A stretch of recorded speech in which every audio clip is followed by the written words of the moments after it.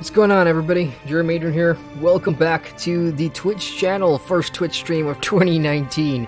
Yeah, it's been a while since I streamed on Twitch. Anyway, this is part of the Guild Wars 2 Living Roll Season 4 Episode 5 All or Nothing review coverage. I usually put out 3 different things. First of all is the stream of the playthrough, and then we have a map tour, followed by the review itself.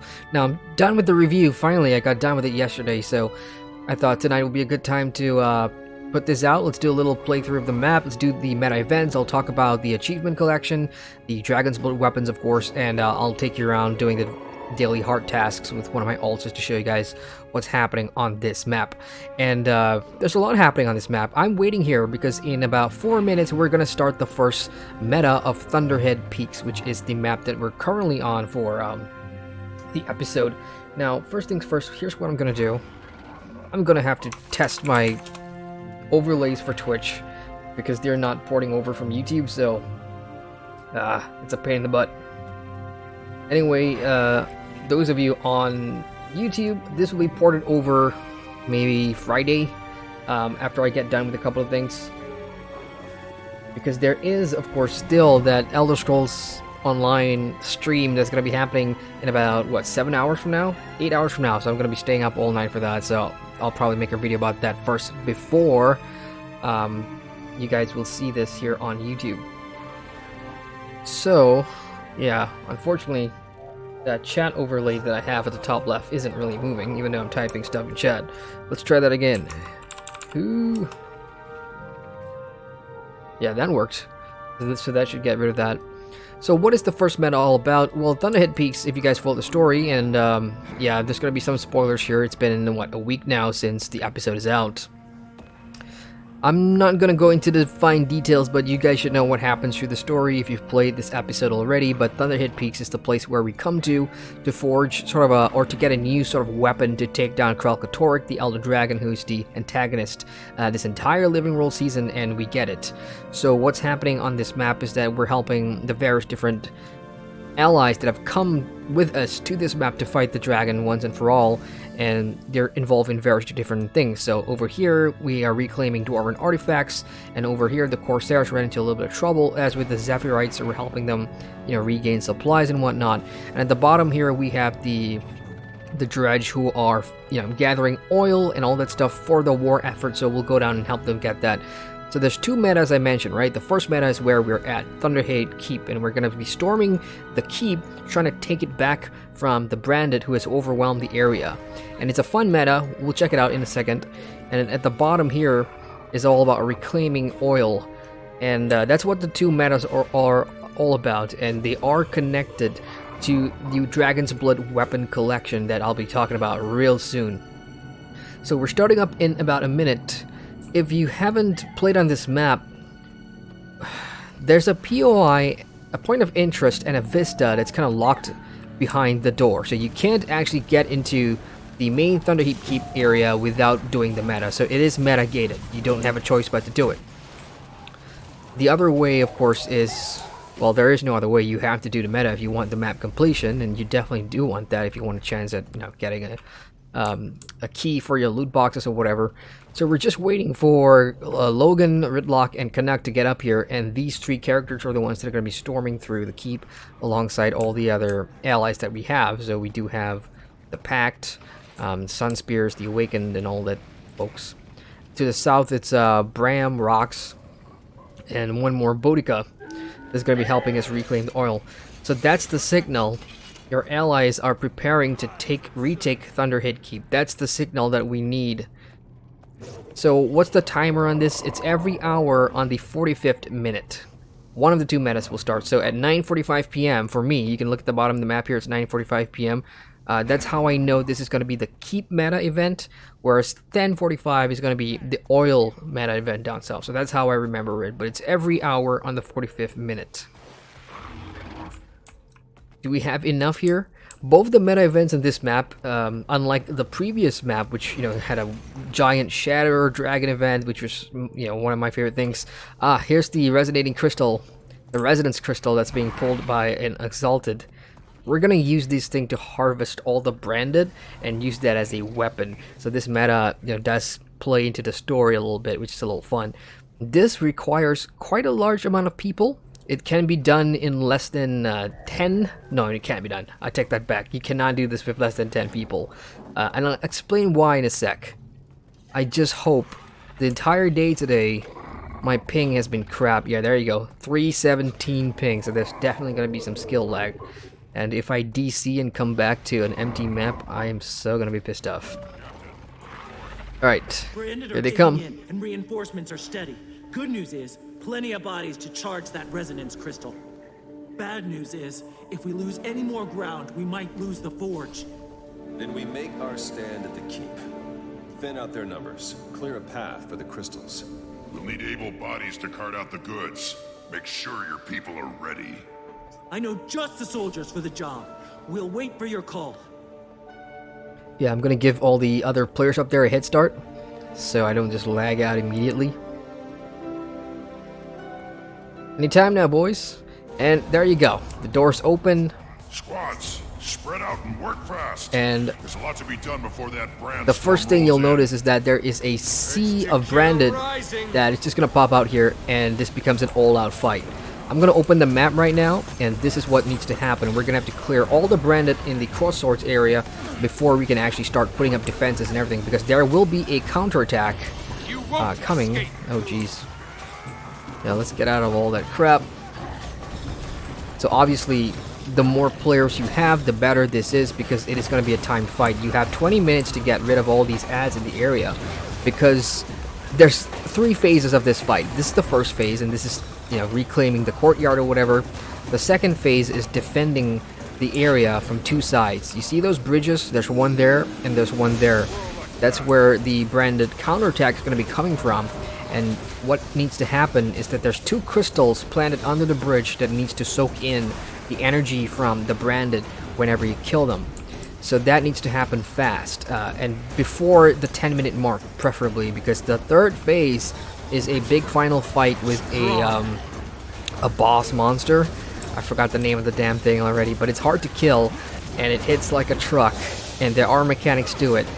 So we want to get as much time as possible to give ourselves some leeway in the event of catastrophic failure, which, by the way, I've seen happen, especially like the first day, because everybody's new, we don't know the mechanics, so we're all learning. So this is a good time for me to explain things. So I'm playing my Guardian right now, full power build. I usually just great sworded melee, but unfortunately because of my ping tonight, my latency, I don't know how effective that'll be, so I'm just standing back to pew pew. Go ahead. Which is so unlike me. This is it's playing it safe, but I don't have a choice. I don't want to roast kick it and get disconnected. That would suck. How are we doing on time? 17 minutes. I think we're okay. I think we're doing okay for time. So why is this meta important? Well, not only is it because the POI and the Vista is in here. You can see the Vista in the top left there. But this is how you start the collection event for your Dragon's Blood weapons. Because doing both metas, this is the North meta. Let's call this the Keep meta. Finishing the Keep meta will drop 1/2 of a Light of Deldrimor plate. And that's the top half for the Keep. Now you have to go do the oil meta in an hour's time to get the bottom half. So once you have 2 pieces, you combine it into a full Light of Deldrimor plate, and then you start the collection by heading into the Dwarven catacombs for a puzzle. Sort of like a puzzle sequence, which I will be showing off tonight as well. Fingers crossed, no lag or anything like that. So I think we're almost done. Left side, very little branded occupation left, and done. So now we're at the beginning of phase 2. This is the interlude, where you get to do stuff like fix up broken ballistas. This is how we're going to defend the 2 sides. This is one bridge here facing the east and the northwest. Now there is an achievement here, which I believe is about laying down mines. So you just run up to the mine crate, and you'll have a new button there, and you just go somewhere here and lay the mine. Whatever you're going to do it quickly. We've got rifts, brainstorms, all manner of inconvenience. So once all the defenses are set up, it's time to let the branded come towards us. Now you see this crystal right up here? It's kind of hollow right now, but that's what we need to charge up. So there's going to be lots of branded pouring forward through these barricades, and the trick here for players, new players, if you're going to be coming to this map, you want to kill them as near as possible to that crystal. So right under the bridge, or preferably nearby, so that the crystal can seep out its energy and start sucking. If you don't see the animation where the branded is getting sucked by the crystal, just wait and pull back. What I hate seeing is, players just hanging around right at the entrance there where the crystal is not even charging. And then we're just wasting time because like I said, this is going to be a timed meta fight. We need to get as much energy as possible, so I'm doing the thing that I said I hated. I'm actually going out there to fight, which is not recommended. Yeah, so all these folks up there, yeah, there you go. You see this purple light? That needs to happen.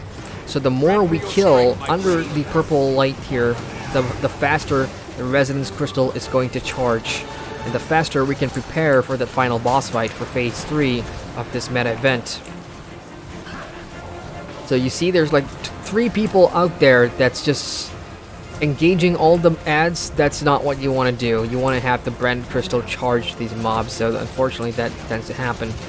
Once in a while, sappers will appear behind us. I'm going to go there right now. And what sappers do is, if you let them live long enough, they'll undo all the hard work that you guys have already done of trying to suck out all the crystal energy. So we want to get rid of these sappers ASAP.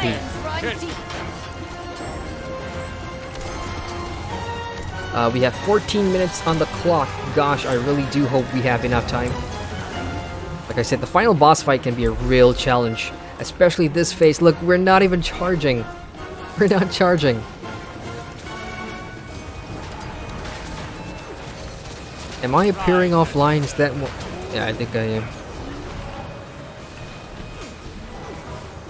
Okay, let's just hope the other bridge is doing more work than us. Because over here we're kind of slow. Once in a while we will get a veteran or champion Hydra mob coming towards us, so that's going to be a tough kill, especially when you don't have enough players. I've done this during prime time, I've done this during my prime time, which is now actually, and on a North American server that simply means it's morning. So there's not a lot of people on, and it can be extremely difficult to get this done. But if I made it sound worse, the keep meta, the oil meta down south is actually pretty bad too. You will require quite a number of players to get through that one. So come on, 13 minutes left. We're about 70% done with the resonance crystal charge.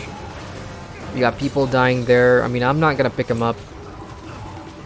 They're just fighting out there, which is just the exact opposite of what needs to happen.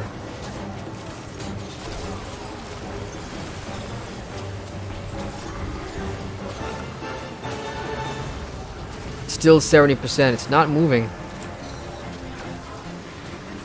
If it goes below 10 minutes, it's time to panic. Which is a word that we haven't used since, what, AB? Octovine? Looks like 70, 80%, I don't know. But yeah, we gotta let them come to us a little bit more.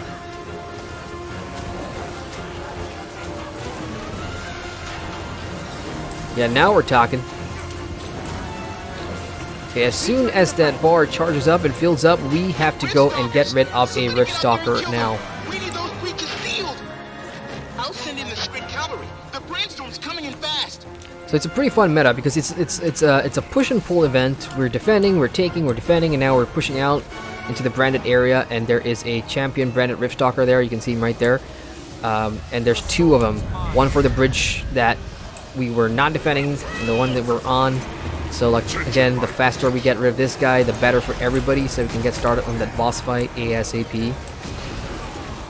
Very similar to the previous episodes, the Rift Stalkers, they do have that circular AoE that you want to be careful about, but otherwise it should be alright. If you have the numbers, crap. That Hydra is just causing all kinds of damage in the back, and that's what happens when we don't kill them quick enough during the crystal charging phase 2. All those ads that we left, they come up here to defend the Rift Stalker, so we have all of this to contend with.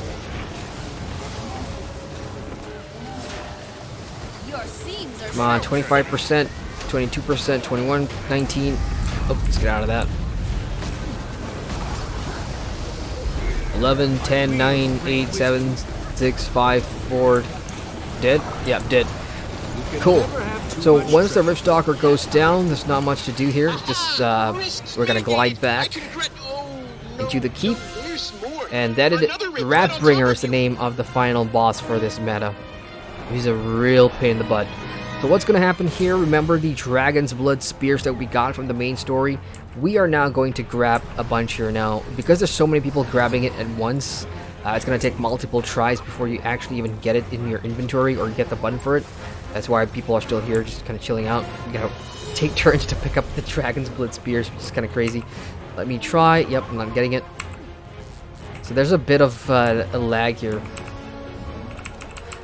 You can spam as much as you want, but there's going to be a queue for it. There we go, I got mine. Okay, let's show off Wrathbringer, shall we? This boss, it's not quite a Shatterer like we saw in episode 4. It's something entirely different. And, oh, he's a real pain in the butt. Which is why those Dragon's Blood spears is going to do a ton of damage. But he's got multiple things that you want to watch out for. That is a Reflect Shield, of course. Now it's down. I can get close enough to throw some spears. Now you see that big orange pie there?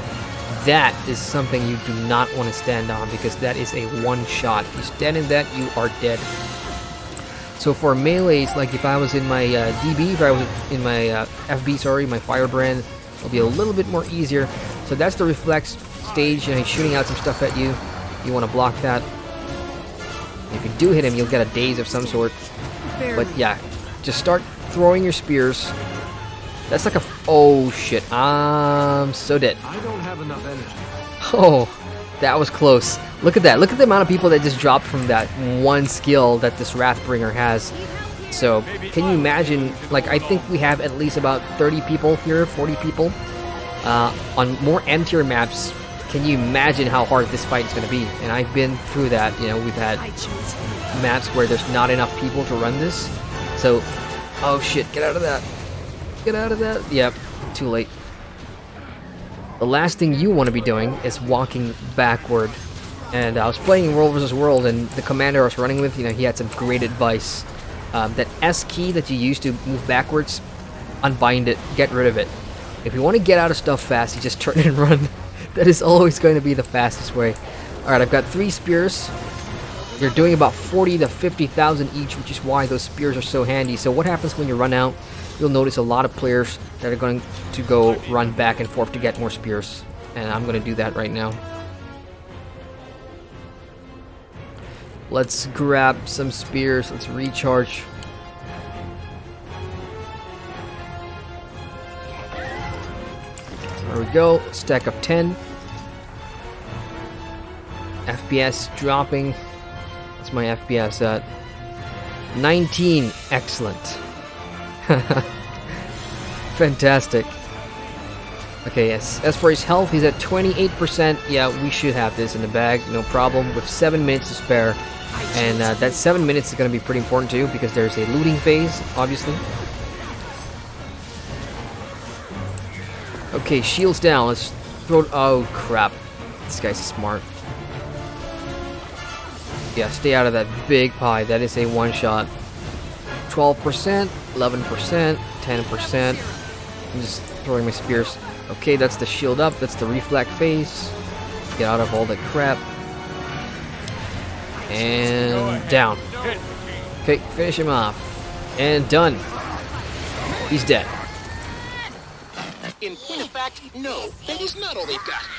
So, unfortunately, even though we beat the boss and the keep area is now ours, we only have like 6 minutes left before the Brandstorm comes. And anybody that played through the previous episodes, you guys know what a Brandstorm can do. It's pretty dangerous, so we want to get out of here.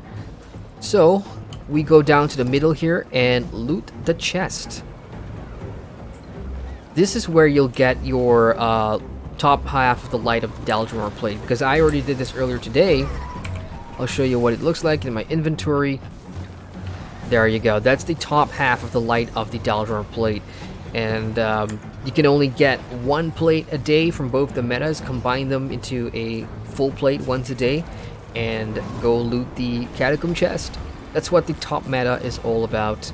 But that's not all. There's going to be dragon crystal mass things, these nodes here that will spawn after the meta boss dies for both the north and the south. So just make sure you look around. Even though you've looted the chests, these things will still be here. Got 5 minutes. So on M-tier maps, you know, when it's a more close call, there isn't that much time to go off about and do your exploration and your questing. One more thing for my list of So what about anything else new players should know about this map? Yes, like I said, you'll need to do this meta at least once on your main character or whoever to unlock a POI, which is in the middle there. That's Stonefall. And then there's that Vista over here that you unlock as well for map completion.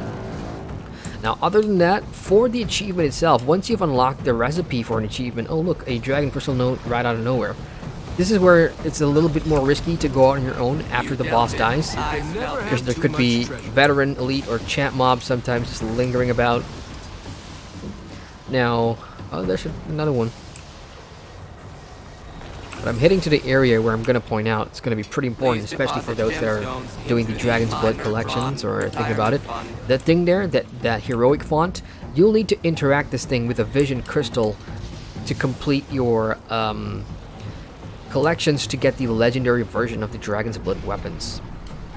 Unfortunately, that's how it is. So once you've unlocked the exotics and you want to unlock the ascended version, you will need to do that thing that I just showed off there. So there's going to be a list of different assignments that you want to do. Kill 50 branded, kill 20 branded with a dagger, or let's say if you unlock a greatsword, right? So you're going to have to kill, some of the assignments could be kill 20 branded with a greatsword, and then the last assignment is to go to that heroic font with a vision crystal in it, and that's going to give you the item that you need to craft the ascended version of that weapon. So it's a little complex, a little complicated the first time you get through this phase, but it's nothing too bad once you actually figure it out. The most important thing to note is that the keep meta here, the north meta, it's easy if there's a lot of people. Let's just say that, because it's a timed DPS fight with multiple phases that you want to keep some spare time left for looting and doing the final parts of your collection. The south meta also is going to require a lot of people, so I've got about, what, 45 minutes? Yeah, around 45 minutes before the south meta begins, and then we'll show that off before ending the stream with the catacomb puzzle crawling thing to show you guys how to get through that and get a third component that you'll need for crafting these weapons, which are these things, exquisite serpentite jewels. These will be necessary for a bunch of things, man. If you want to get the ascended versions of the weapon, I think you need 3 for the exotic to craft, that is, and 3 to make the ascended version. And there's also armors based on the stat that the Dragon's Blood weapon uses, which is Diviners. So if you want the armor set as well, then you're going to have a lot of these serpentite jewels. How do you get them? They drop randomly from the final chest of both metas, south and north. And the Dwarven Catacomb puzzle, the final chest in that, drops a guaranteed 3 a day. And during that phase, which I'll show off later on, there's going to be chances to open up hidden Dwarven chests as well, which could give you 1 or 2, but it's completely down to RNG. But because I've done all my dailies already, I've got 6 in total just from completing the North Keep meta and looting all the dragon branded masses around the area. Event rewards will give you all these unidentified gear bags, which obviously if you have a lot of them in stock, you can make some serious gold on the TP if you know what you're doing with these. I mean, if you're just farming the meta for these bags, not the most efficient way. I think Ishtan and Palawadon is going to be your best bet. But yeah, that's basically it. And you do have a daily for that as well, your daily meta, whatever, and you get more of that. So that's it for the North meta. That's the Thunderhead Keep meta. And in about 40 minutes, we'll go down to the South Oil Flows, and we'll do that one. And then I'll show you guys what the final puzzle thing looks like and share my thoughts in the end. So 40 minutes to burn. What am I going to do? I'm going to head on to my alt and show you guys the Dragon's Blood weapon real quick. And do the hard tasks on him and kind of explain sort of what the easiest ones to do are. As for crafting those weapons, good lord, you will need at least 2,000 or more of those masses, which means like I have 8 alts at level 80, and all of them have been doing the Thunderhead Peaks daily, so I can make about 160 masses a day, which is the map currency that you need. So if I do this for like 2, 3, 4 weeks, 1 month straight, then I'll have enough to unlock all 16 of those Dragon Blood weapons, which is quite a grind. You gotta admit, I think this episode has been pretty damn grindy, because there's 16 weapons, and if you are a completionist, every one of them that you unlock has an achievement point tied behind it, obviously, and completing all 16 is going to give you a Path of Fire Mastery point, which at this point, I don't even think you need. If you've done all the map completions and you've done all the Mastery Insights on the Alonian maps, you should have more than enough surplus Mastery points to even bother about doing this. But if it's the weapons you want, I think the majority of the people, like I was speaking to my friend about this, he only went for a couple for his Mesmer, and I did the same. I have a couple for my Mesmer as well. And those stats, man, those Dragon Blood's weapon stats, those Diviner stats, you got to think for yourself, are they going to benefit you or not? Who's it for? Concentration, power, focus. Concentration increases your boon duration, right? So I can think like guards are going to be useful. Chronomancers are going to be useful as well. Revenants are going to be great. And that's about it. The Ascended version, of course, you can change the stats on your Ascended version if you're going for that. So, but I still think it takes less effort, and it's way cheaper to just either craft your own Ascended or do one of your reward tracks, your Mistforge Heroes weapons from World vs. World or something like that. The entire episode 5, the whole process of getting an exotic and then doing those assignments and then grinding for the Serpentite jewels and your brand mass every day, it's a real pain in the ass if you're not interested in the stats, because you're just wasting time and sort of money, I suppose, trying to change the stat later on. There are better ways to get ascended weapons that you want down the line. This is not an efficient way to get it, unfortunately. So yeah, like I was saying, if you are an achievement hunter, you're a completionist, then unfortunately you've got no choice. So here I am on my Mesmer. I'm going to be doing the 4 heart tasks and show you how I get my 5 a day or whatever. Thunderhead Keep, we've just done the meta here. And this guy doesn't have map completion yet, so let's go to the Forge. This is where we of course start our story. And yeah, I'll talk about the story more in my review, which you guys should see this weekend. It's already done. Righto. Before we head out, I'll just show you guys the magic vendor here. This is the person that you want to talk to start the collection. So you go under Diviner's Equipment, and there you have it. All you gotta do is just buy a Dragon's Blood weapon and recipe book and pick the weapon that you want. It's gonna cost you 500 volatile magic and laurels. Yeah, I forgot to mention that laurels are gonna play a big part in this. So 16 weapons to unlock. That's 16 times 5 laurels, and if you're a new player, laurels are hard to come by because you accumulate them on a monthly basis. And there are other better usage for laurels too. Like if this is your first character and you're trying to gear him using ascended trinkets, and maybe you don't have season 3 living roll season 3 to farm these ascended trinkets, then don't waste your laurels is all I'm going to say. So once you've bought one, you can open up the collection page here, and this is what it's going to look like. You have all your weapons here. I've already got the great sword, and that's it. Finishing it will give you the Journeyman of the Forge. You'll have 1 mastery point, and then you'll get this book, which you can just read some of the tales that you've done with regards to the assignment related to it. As for how it looks like, alright, there it is right there. This is the Dragon's Blood weapon that you're seeing right now. That's the design. It's got a purple, whitish glow, and yeah, pretty much your typical dragon branded looking thing. And for me, I'm still gonna prefer my legendary weapon skin over that any day. But well, at least it's pretty for Mesmers if I go to my full like purple pinkish kind of gear. We got Nick in chat. Hey Nick, how you doing, man? Are you staying up tonight, dude, for the ESO announcement? I'm gonna pull an all-nighter because the Bethesda stream that's gonna talk more about the Elsewhere chapter, the Necromancer class, is happening at 4 a.m. For us here in Malaysia, it's happening at 4 a.m.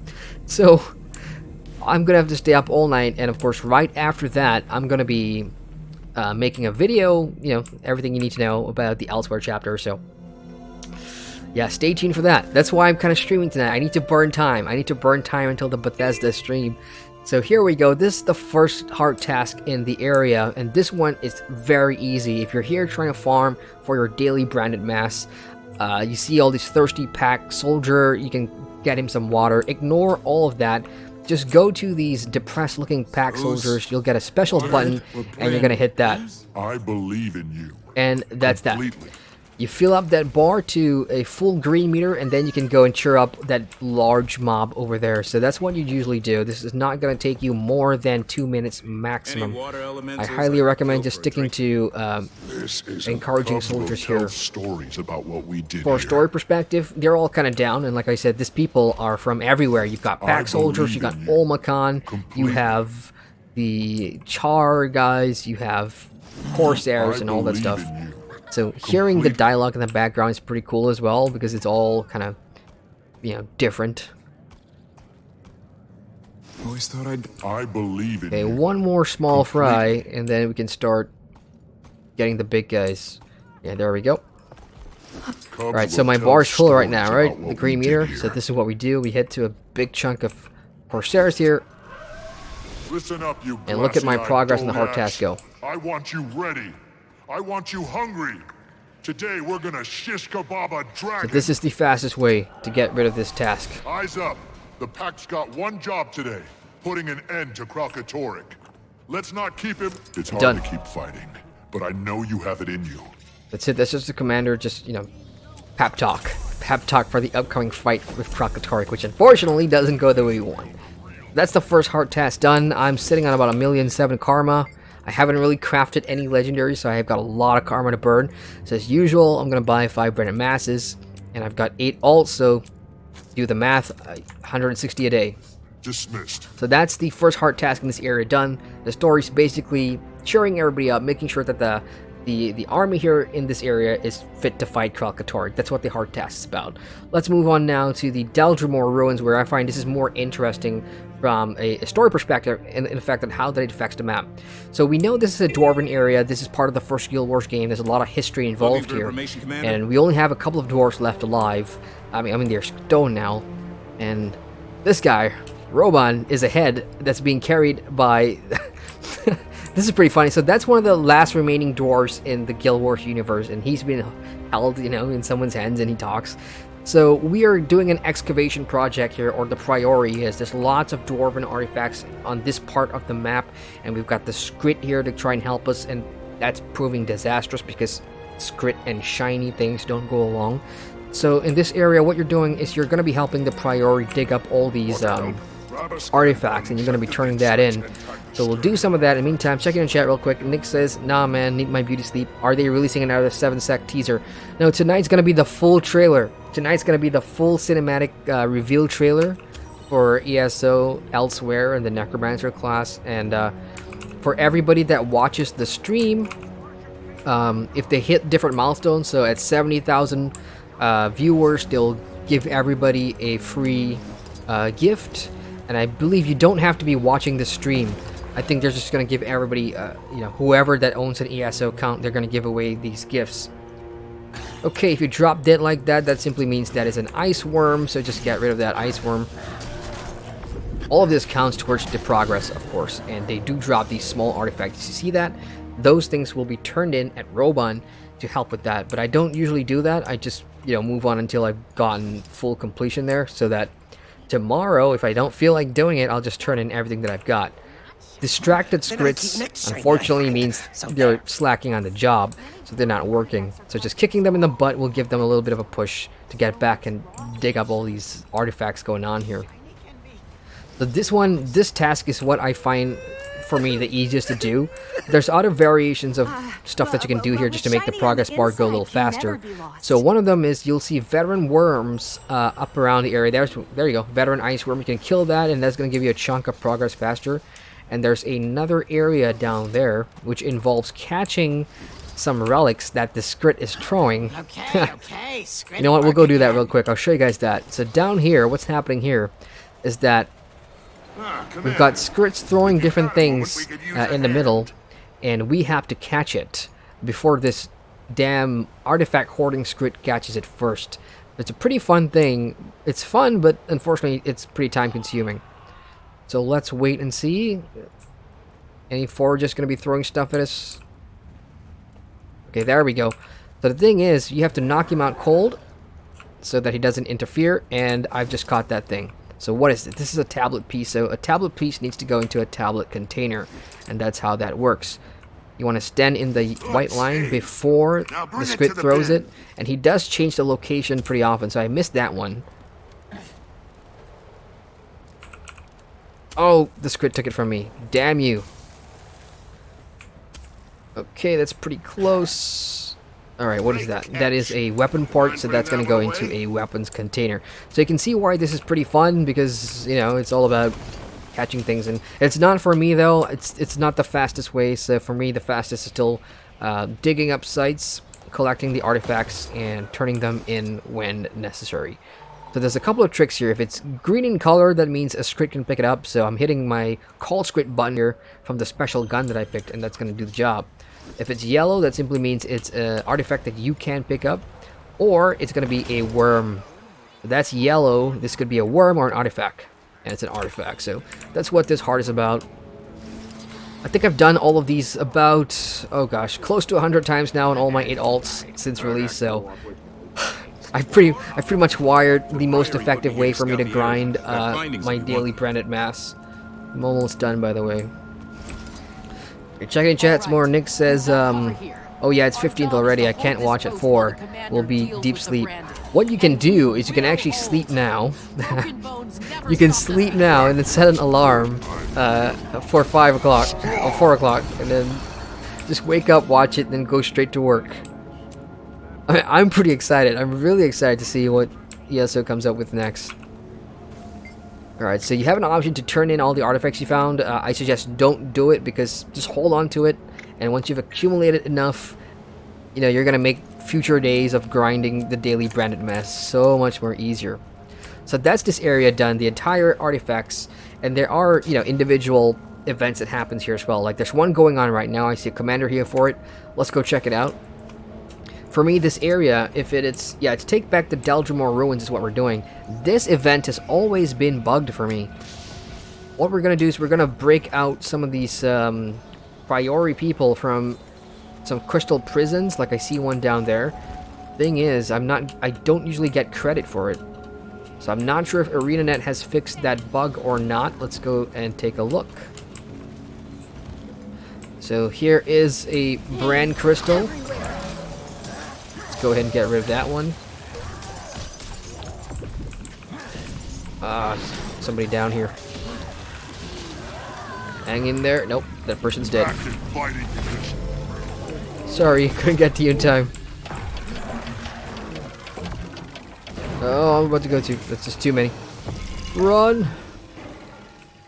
Where's everybody at? I'm down. No, you will not take me alive. I just summoned an illusion. Yeah, take the illusion. Don't take me. No.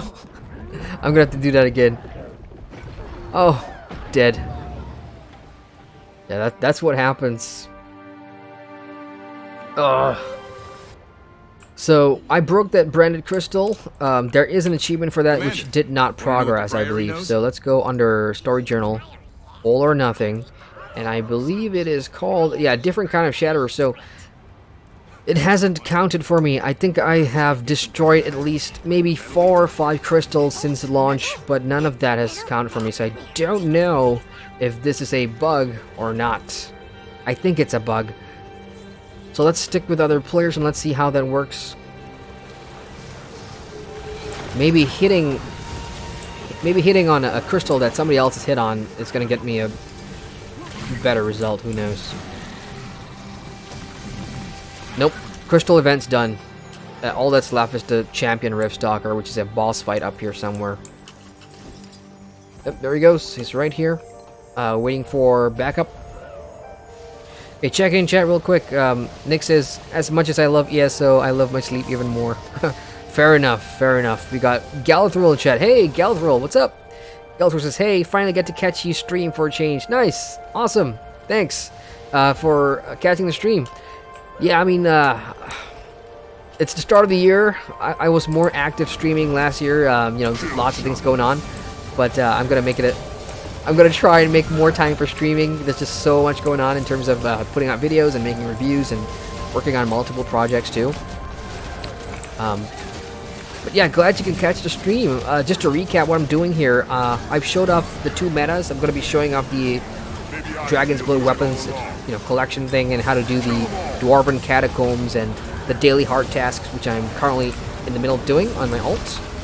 And share some thoughts in the end. And you guys will see the review for episode 5 All or Nothing this weekend on YouTube. It's already done, which is kind of why I sort of had the freedom to, you know, casually stream tonight.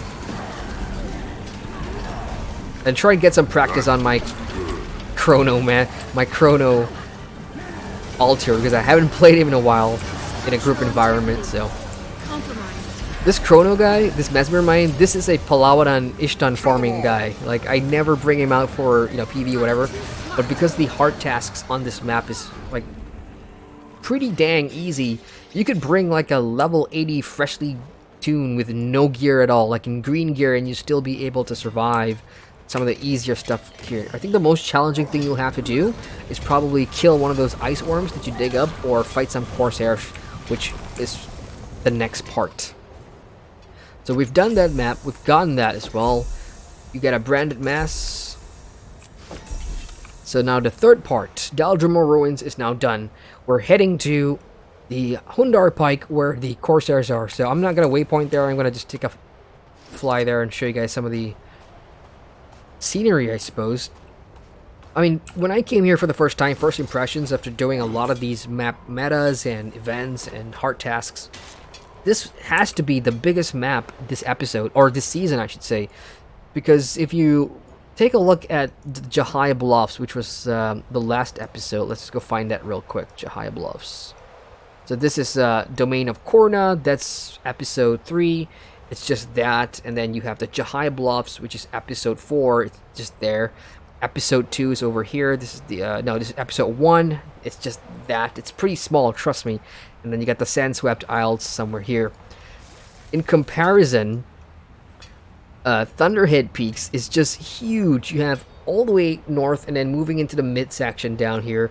And there's a lot of places you're not seeing because my Mesmer altar doesn't have world, you know, map completion. But this place is definitely one of the biggest in this episode, if not the biggest episode map so far. Right, let's head on over to the Zephyr, shall we? And check it in chat real quick. Galthrul says, not just that, I'm in Europe, so our times are very different. Ah, gotcha.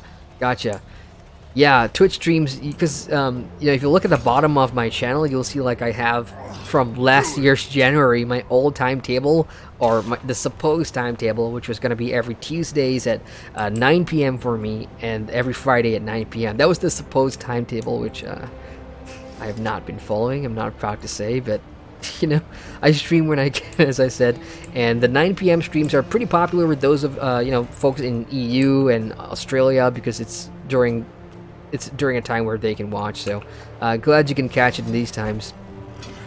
Galthwell says, been catching up with some Guild Wars 2s and little bits as well. It's nice to go through the story. Yeah, story was pretty hard this time. I was hopefully everybody that's watching this right now has already played through the story or have watched the story, because there are spoilers and I want to talk about it, because it's a really sad ending, episode 5. Really sad.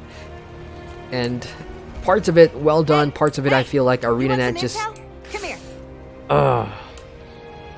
Kind of just went, yeah, we need to do it for the shock factor, but it's like we know things could change very easy, or we know there's an escape, there's a cop out here, so it's not all final, which is where I'm gonna leave that. So here we are in the Corsair/Zephyrite camp. So what's happened here? We've got one of their airships that crashed up there, or just parking up there, and this entire area is all about getting these guys back up. And We've got Zephyrites and Corsairs and pack soldiers not liking each other, so you'll see lots of fighting happening. And there's also a music component here, which I found pretty interesting. I'll show you guys that first. You see these practice crystals there? What do we know about Zephyrites so far in Guild Wars? You know, they're kind of like... Well, the closest thing I can compare them to is like the High Elves in other fantasy worlds, where they're all regal and, you know, art-loving and peaceful and all that stuff. So there's an achievement for this. You have to go to each of these harmonizers and do exactly what they do when it comes to playing music. So here's an example. When you click on her, or him, I should say, you start the whole thing, and you're going to keep an eye on the icons on top of this guy's head, right?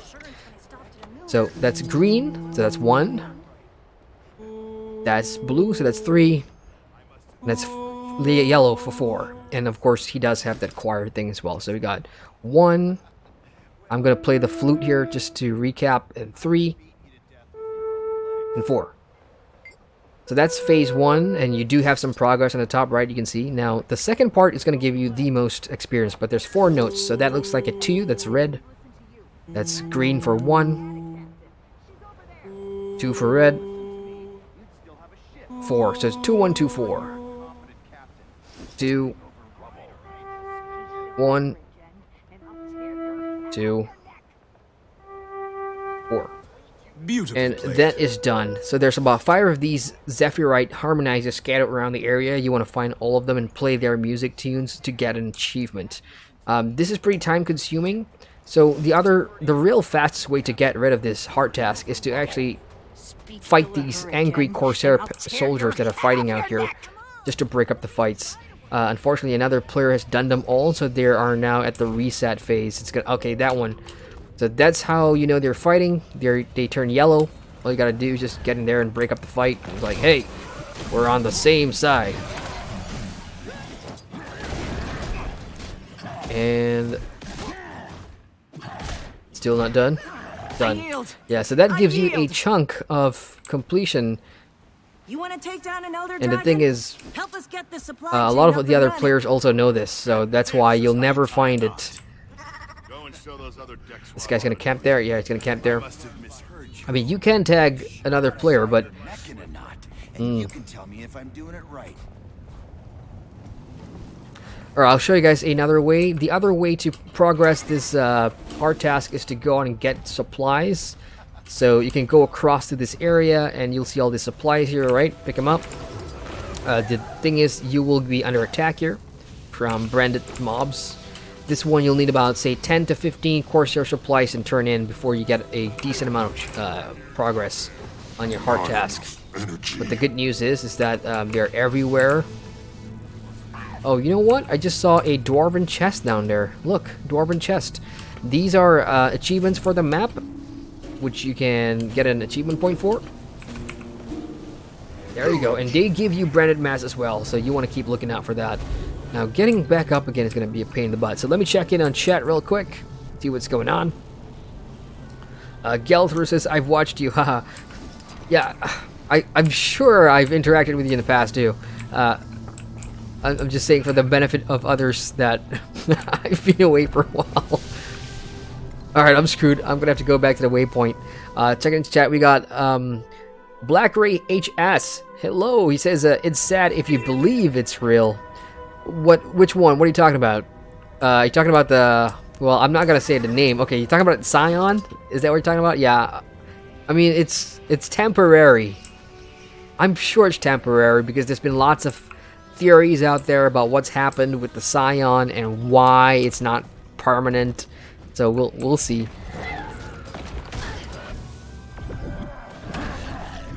As for what I was talking about on stream, is this going to lead into an expansion or not? Apparently, producers, Adrian has said that we're going to go straight into Season 6 of the Living World season before jumping into an expansion of some sort. Get the supply chain up and running. Man. Okay, let me turn in all the supplies that I picked up and let's see how much progress we've made there.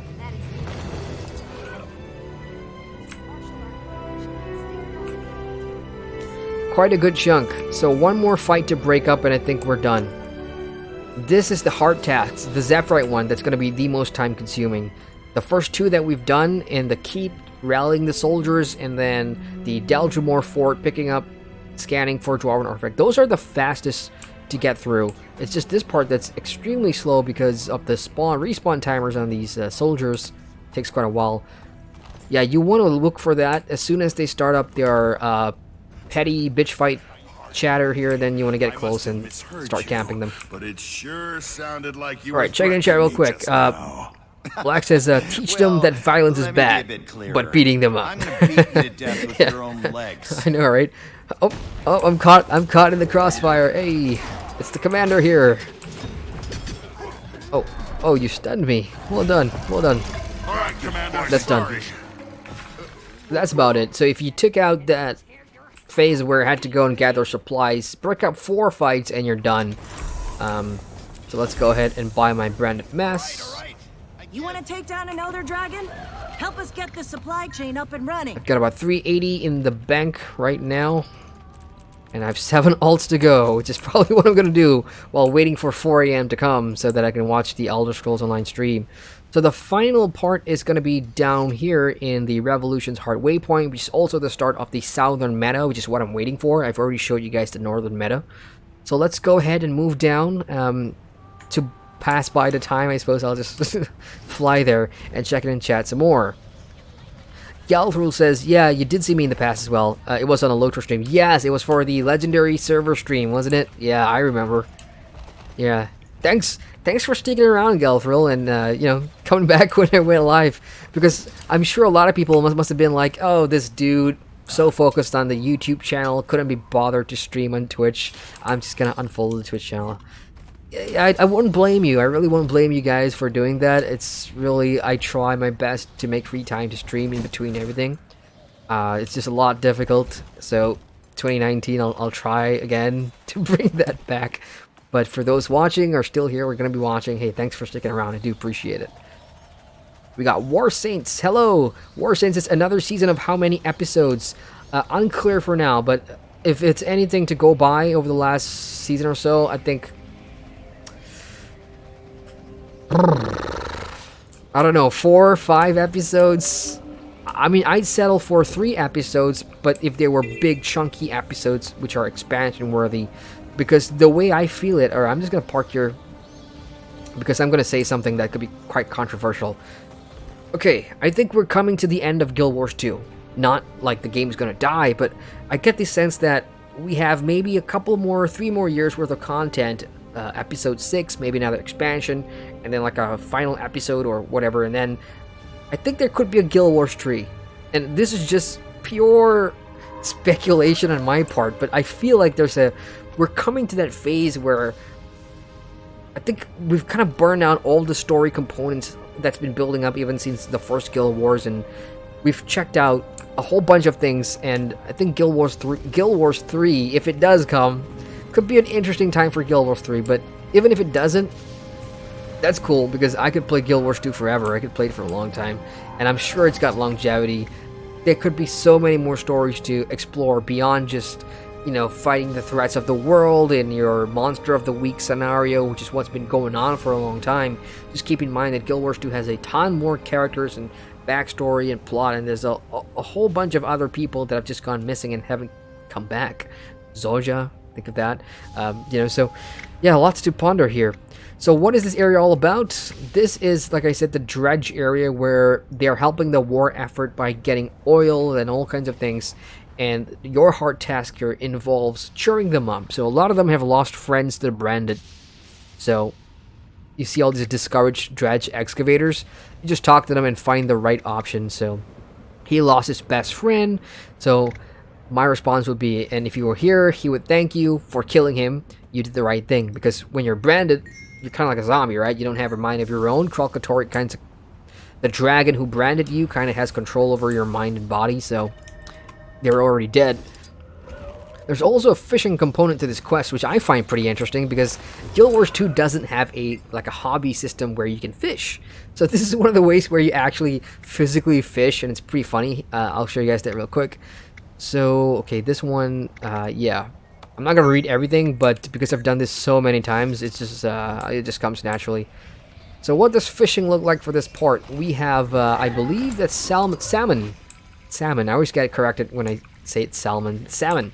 It's a tuna bait here. Is it even salmon down there? I think it's tuna. I don't know. So all these bubbling waters here. You have a number 2 skill, which is raise the fishing bait. And look, magically, fish pops out of the water. And you have a flopping tuna. It's not salmon, it's tuna. And you drop it in this pail. Now, there is a hidden achievement for this. Well, it's not hidden. It's just a special achievement. If you can get the tuna to flop out of the water and straight into the bucket like what that guy just did, then you will get an achievement point. So I wanted to show that off, but unfortunately, he's already gone and done it. So I cannot replicate that. But in case you were wondering, yes, I do have that achievement. Now, the thing is, you gotta be smart about it. If you see, like, the fish over here, and you're standing here and you're throwing your bait up, don't do that, because there's a chance it could fly out from the water and straight back into the water, so you've just wasted a bait. Now the thing is, you're going to be competing with a lot of people in the area, so if you see like this watering hole was so packed with activity, that guy came by and ruined everything for me, so I'm going to have to go somewhere far. But fishing does give you a chunk of progress there. The next thing you want to do, as with doing the main story, you'll remember that one of your tasks was to get rid of these branded crystals with your special skill that you've learned, right, from Aurene and from the Glyn's trial. So just click that button and you'll get that special animation and everything. The sucky part is that's not worth a damn thing. So I highly recommend just skipping this component of the heart and moving straight to just go back into the discouraged dredge, guys. Just talked about 7 or 8 of them and you're done. All right. Because once you do it the first 5 or 6 times, or the first 4 days, you should remember, you know, pretty easily which option to pick. Commander, you feeling bold So we have today? about 6 more minutes before the south meta. I should be done with everything. And then we'll go do the Dwarven catacombs. That one's pretty fun. I like that. So let's check in and chat some more. Warshin says, oh man, it's going to take another 1.5 years then? Oh, yeah, I don't know. See, the thing is, I was watching their stream. They did a stream recently after the episode, and they said that whenever a team is working on the current content, the other team has already started the next one, and there's a third team that's planning for the next piece of content. So in any given time, ArenaNet has 3 different teams that are working on content, and on the side, they have all these other employees or developers to help with each of those teams. So you got art teams assisting both the current content and development, the one that's just started, which could be 9 months ahead, and the furthest one, which could be a year ahead. So they're pretty well organized, ArenaNet. So I don't know. I mean, that could all be PR speak if you ask me, because oh shit, I picked the wrong option. I've never messed that up ever. Okay. Damn it. Alright, the vet had already taken them. So yeah, you can mess up, and there's no like penalty for messing up, like you don't lose progress or whatever. It's just it's gonna slow you down just a little bit. Let's see. Okay, that's done. So one more guy, and we can get ready for the meta. And I'll check and chat some more. Alright, that one. There we go. That's done. So all that took how long? 25 minutes for one of my alts to run through the entire 4 heart tasks in the map to buy 20 of your branded masses. And again, if you go to the wiki and check the Dragon's Blood weapons collection, if you want to collect all 16, like I said at the top of the stream, what is that? 2,000 plus or 3,000 branded mess. You're gonna need a ton of those serpentine jewels and a bunch of laurels. So think about it now. Do you really want those Dragon's Blood weapons or not? If you're going for the Ascended version, just to have an Ascended weapon, don't. There are way better ways of getting Ascended weapons than doing this achievement, because like I said, it's gonna take some time, and you're gonna need laurels, which are hold on to your laurels, man. They don't come by easy. Alright, check in chat some more. Gelful says, yeah, the legendary one. Nick says, will you stream games during your free time? If so, which one? Oh, Nick, you know, I may. I can't promise anything. I want to stream. I just don't know what game. So maybe it's something that I'm working on or something like that. We'll see. But you guys are on my Discord. I'll let you guys know on the announcement section, you know, if I plan to do stuff like that. Black says, if we get a Guild Wars 3, it'll probably be a mobile game. No. Ugh, the thought of that. See, there are two ways that could happen, right? Because of, by the way, I'm just going to sit here for a while. Mana starts in about 4 minutes. We already have a commander here. So there are two ways I see it happening. If it goes to a mobile, it could either go mobile game or it could go console game. For me, the ideal Guild Wars 3 has to be a PC game, cross-platform, and console as well, because we don't have a Guild Wars on console, and I think for Guild Wars to really join the ranks of the top 4 or 5 highest revenue earning MMORPGs besides World of Warcraft, it needs to hit the console market. And, you know, I'm going to sound like a broken horse repeating the same stuff over and over again, but Final Fantasy XIV, The Elder Scrolls Online, even games like Neverwinter and Terra and all these other MMOs that are on the console make a ton of money. Let's not bring whether or not the games are good into consideration. It's just that, you know, games like that on console have a wider net cast. A mobile game I will only consider if Guild Wars 3 is a proper game and then you have a mobile component. So that simply means a companion app, something you can do with regards to the main game, but on the go. That I don't mind, but I cannot handle a full Guild Wars 3 on a mobile game. That'll just be the killer here. Warson says, well, we still got Kantha to explore. Exactly. Nick says, well, that's the mistake Bethesda and Blizzard had. Don't think they will go mobile. Yeah, if they're smart, they'll stay away from mobile games because of how the announcement that's been happening and, you know, all these other companies, and you'd want to stay away from that. Warson says, but ArenaNet has monetized Guild Wars 2 so much already, not sure a fresh Guild Wars 3 would be so soon. Which is another good point. I'm just saying from a narrative point of view, it almost feels to me like it's a little exhausted in terms of what we've done and how much they can push the systems and the graphics, because other games are going to be overtaking Guild Wars 2. In fact, maybe a couple have already overtaken them in terms of, I would say, revenue and reach. And Guild Wars 2, because of its stature, because of its reputation, and because of the legacy that this game has, it's almost in a smaller bubble, like World of Warcraft, where even though it has multiple hits, it can take a few PR disasters, it will still survive. So that's what ArenaNet has got going from them. And I think splitting away from NCSoft was another good thing that ArenaNet has done, because you look at the reputation that NCSoft has today, you know, games associated with NCSoft usually, you know, people usually tend to stay away. So we'll see. Gelful says, Discord, good point, just joined. Oh, hey, welcome to the Discord. Yeah, you'll find a whole bunch of people talking about a whole bunch of stuff sometimes, and oftentimes it can get pretty dead quiet in there. So make the place lively, ask some questions, and we'll have some fun. So I think we got a good amount of people for the Southern meta, and I'm gonna explain some stuff here for the Southern meta.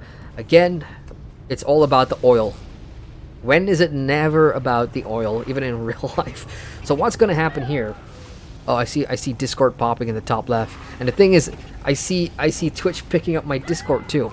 Yeah, anyway, so this is the ice flow. What's going to happen here is that there are several oil drills in the area, and we're going to follow or escort one of these dredge guys to go and repair each drill. There are 3 drills, one in the northwest and one more southwest, and then there's another drill somewhere. So what happens is, we, the players, a group, we move to the first drill, we take it back, and then we defend it, and then the dredge moves on to the next point. Some players stay behind, some players go forward, and then it happens a 3rd time. So this meta will split the entire playing group here 3 times, and once that phase of the meta is done, everybody convenes on the final boss to take him down to get the chest and the bottom half of the Light of Deldrimor plate, which is in my bags. Oh shit, I'm not a... yeah, it's in my main character, I don't have it here. No, I'm just a rat-faced. So this is the guy, Miner Mikhail. Oh, Sorry.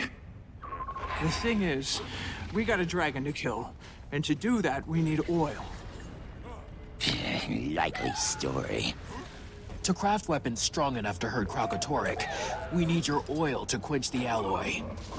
That oil fuels our revolution. Or it did, while the drills ran. Either way, you're out of luck.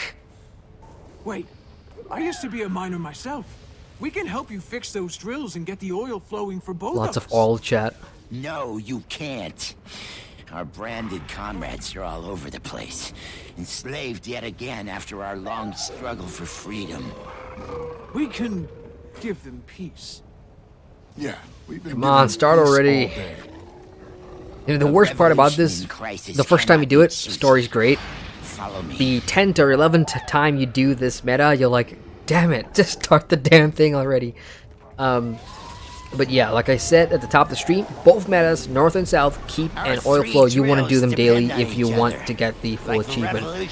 So this is actually the harder meta compared to the keep meta, because sometimes if you've got new players, they don't really know that some has to stay at the first oil drill, some has to move to the second oil drill, and then some got to stay at the second, then got to move to the third, and after all that's done, there's going to be an oil reclamation phase where you have to pick up like a vacuum and suck in all the oil, and you know, it's a pretty fun meta, but this needs a very even spread of players across the 3 drill sites, and if that doesn't happen, this meta fails. But so far, thankfully, I've not been in one that has failed just yet.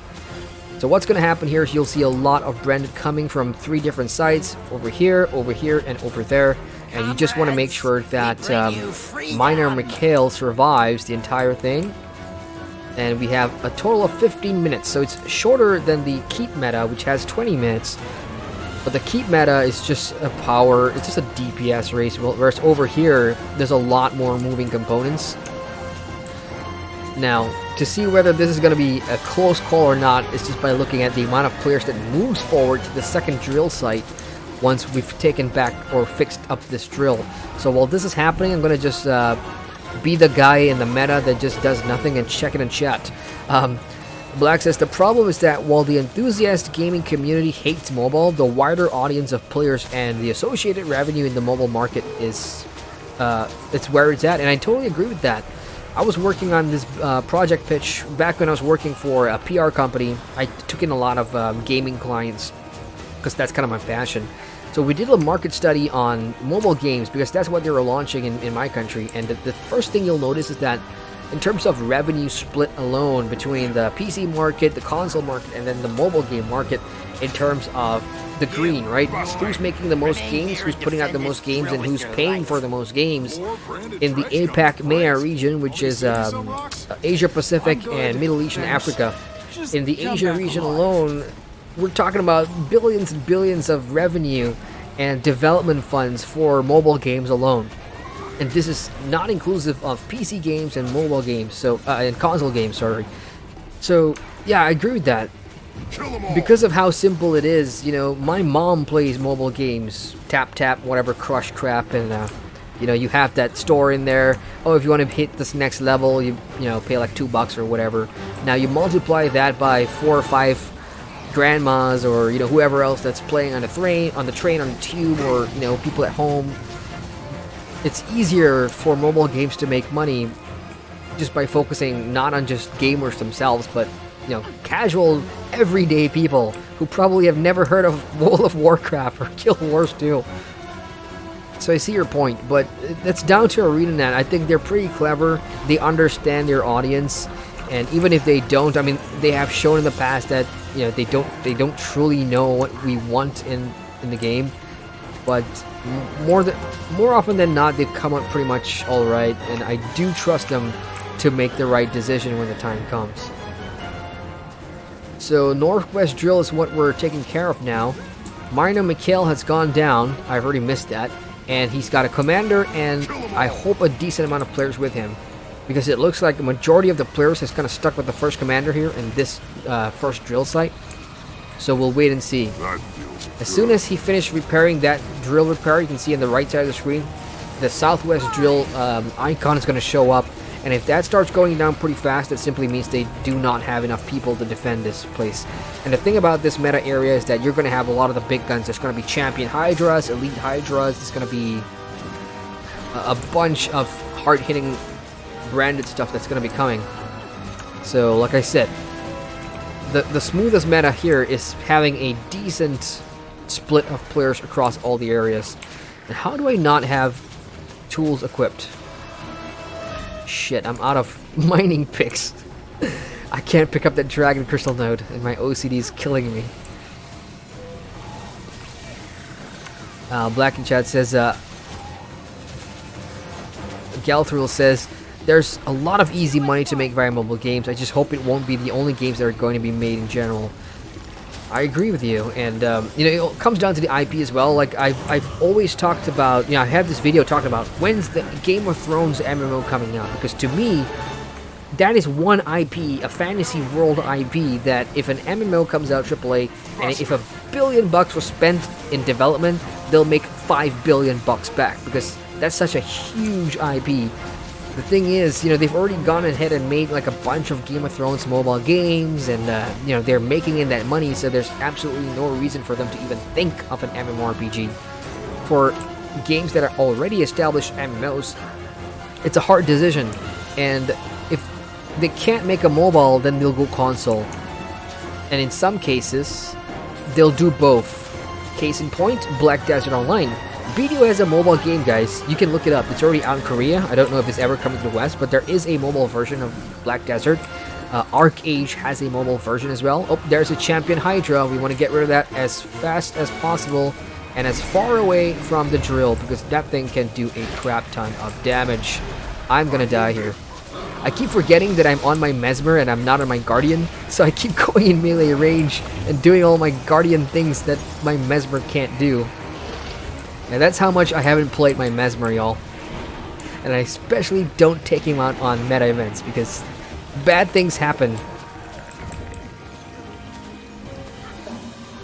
And what was I saying? Yeah, so BDO has a mobile game, and they also are launching on the Xbox One in March. So that is a company that has sort of understood, okay, our priority is to make money. Because it knows what kind of game it is. It knows it's a pretty game, lots of combat, action, pre-combat, doesn't have substantial enough PvE, you know, to keep me interested personally. But a lot of other people, you know, don't care for that, and they're happy to, you know, spend tons of cash on it. So let's milk that some more. Let's make a mobile game and let's make a console game. Guild Wars 2, at least for me, from my experience, and I'm not saying this just because, you know, I'm a fan of the game first and foremost, and I'm a partner. That has got nothing to do with this. I just trust ArenaNet to do that, to do the right thing. And it's the same with ZeniMax Online Studios. I trust they know, they understand their market a lot more. And even World of Warcraft, you know, games like that. And it may come across as sounding like a total different state of mentality here. You've got the Asian MMO mentality where it's all about money, money, money. And then you've got the Western mentality where it's about, yeah, let's make some money, but let's keep it low key. Let's try and, you know, let's try and not piss off the player base, because things can go very wrong. Like Bethesda with Fallout 76 and EA and you know, all this kind of things. So they have to be a bit more cautious in terms of what they do. So I'm looking at all the drills here, northwest, southwest, everything's looking good. We do have enough players. We just have to wait until the drill repairs are done. It's almost done. So the next phase is to go to the oil reclamation pump here, and you'll get a new button right there. And you want to hit that button, and that's going to suck up the oil. And you get a little bar on top of your head to show you how much oil you've sucked up. So the easiest way to do this phase is to actually do it on a mount, because on mounts you can move faster, and you can get to all these oil, you know, stuff on the ground faster. There is an achievement for this, I think, to pump in about 250 or 200 oil or something like that. It's easy to do. Okay, there we go. I've got a full green bar. That's going to be a nice chunk. There we go. What makes this part hard is all the oil elementals in the area. Like, you see lots of AoE damage. That's going to, you know, hit you pretty hard if you're not careful with where you're going. And you can get knocked off your mount pretty damn quick, too. So, look at that. Wow, this is the first time all oil rigs... Okay, southwest. Come on, southwest. There we go. So this phase is now done. That's perfect. That's all the drill sites working in tandem to get done at the same time. So now comes the final phase of the South Oil Flow meta, which is take down the big baddie and loot the chest for the bottom half of the Deldrimor plate, the Light of Deldrimor. Now, as you go through all these areas, keep an eye out for dragon mass stuff. Like, there's 3 on the map, 4 on the map. They usually appear after the meta is done. So, bring mining picks, unlike me. Totally forgot about it. I took the long way around. It's a shorter, faster cut. So here is the oil dump, and you'll see this is a pretty nice site. You've got all the oil pouring into this main area here, and this is where the boss is going to form and spawn.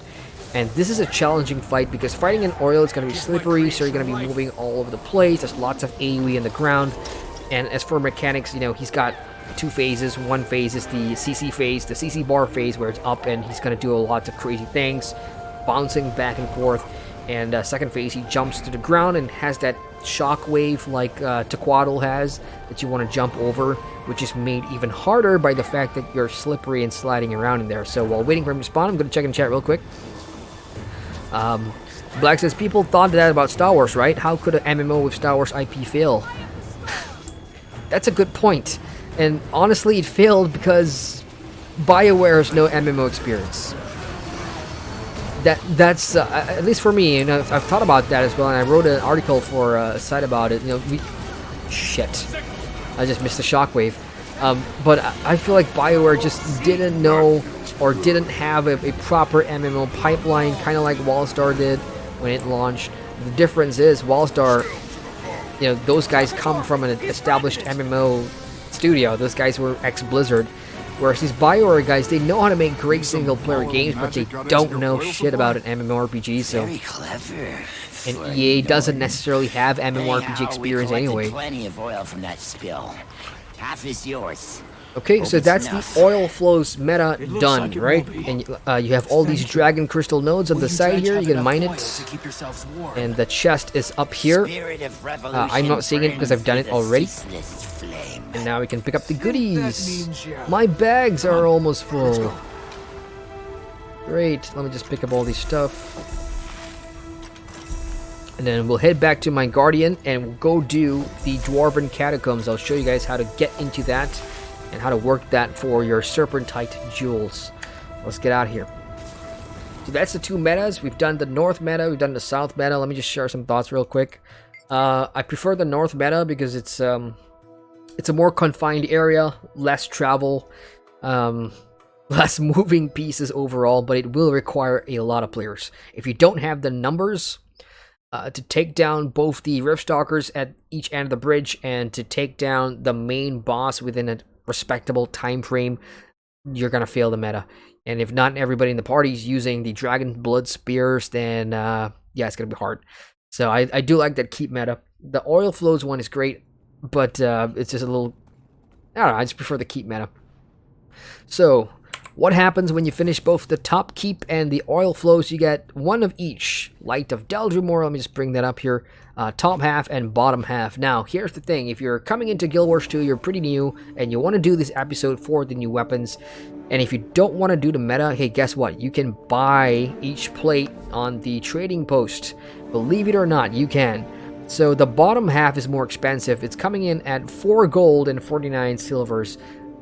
The first 3 days, this was pretty damn expensive. This was about 6 or 7 gold for the bottom piece, and the top piece has always been cheaper for some reason. Let's see what it is. It's 2 gold, and I believe you can find a completed version as well. Let me just type that real quick. Deldrimor.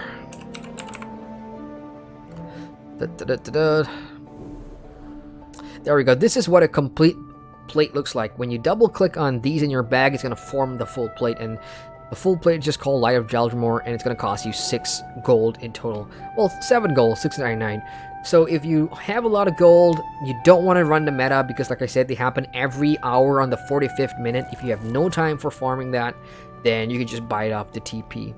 Or if you have a lot of time on your hands and not enough gold, do the meta every day and start selling them, because in a week from now or 2 weeks from now, who knows, there's going to be players coming in that have sort of missed the action, and I think activities on the episode 5 map are going to slowly die down as the episode gets a little old. So there's not going to be a whole lot of people to run these metas with, you know, and the thing is, like I said, these metas require a lot of people to participate in, so you can make some money selling these plates. I do not know what I'm going to do with it. I'm probably going to farm them as much as I can to sell, because I'm not going to be using these dragon's plate weapons. My guard, I still, well, it depends. For boon duration and everything that the stats diviners use, I am in Minstrel's build for World vs. World on this guard. So boon duration and everything comes from the Rune of the Monk. So I don't really need a new gear set, which is a waste of time for me. Let's go ahead and mix a full piece by clicking on one. Ta-da! So there we go, Light of Deldrimor. So now you may be asking, what do I do with this? It says use to gain access to the Dwarven chamber. Let's go to that real quick. You will have come across this ghost dwarf during the story playthrough, and now we're just coming back to him. Down this cave. This is the fun part. Like, I was having multiple what the hell moments doing this quest because I was just so confused, but now I got the hang of it. So what you want to do is talk to Frodak Steelstar and say, hey, I have this reassembled plate, and click on it, and you will now see that I have a purple plate on my back. So he traded me this for the full plate, and this is how you start the Dwarven puzzle rooms to find the hidden treasure chest and everything. You also get a new skill, Light of Deldrimor, and I'll show you guys what that's all about. When you click it, it has this aura thing, and if you're nearby a chest, it's going to direct you to the location of where that hidden chest is. Do it, do it, do it. Even if you have to go back into the same room and find a chest, do it, because that's one of the ways you can get these serpentite jewels, which is going to be pretty damn important for crafting the dragon's blood stuff if you want it. So before I go on my adventure, yeah, you gotta have it matched. So every day it's totally RNG what color plate he gives you. So if it's purple, then this is the door, the first area you want to go to. If it's orange, then it's over there. If it's blue, it's somewhere up there. So that's how it works. And we're gonna do a dungeon crawl. At the end of this door, we're gonna find another plate for a different color. So we come out and go to the next one, and next one, so on and so forth. So let me check in chat real quick. Black says Wallstar was actually a good game too. Rest in peace, Wallstar. Yeah, man, I really liked Wallstar, and I was so attached to my spellslinger. Tayana Jezebel is her name, and I've got all the videos and all the pictures that I need. I've already taken all that memories, and I've kept it in a hard drive labeled Wallstar. Good times on Planet Nexus. We got Rugged Chat. What's up, Rugador? I'm still pronouncing your name wrong after like a year and a half. It's Rugla Delor. So from now on, I'm going to call you Rug. It says that I feel like the only reason Wallstar failed is because of a messy launch, which is true, and the fact that so players gave it a second chance, which is also true. And Black with the arrow up there agreeing. Wallstar can be given like a 4th or 5th chance by NCSoft, and I think they did. NCSoft let it run on for as long as possible without seeing any money in return, so oh well. So I've put down the plate, and you can teleport in the room. So this is the first part now. I'm going to hit my skill, and that is how you know where to go for the chest. So this can be quite annoying, and it can take some time, because it's going to take a while for you to, go through the entire room to find where this chest is. And sometimes it could be bugged, because it's going to show you it's somewhere in the wall. Oh, there it is. Yes, I got it. Shit, except it's in the wall. I can't get it.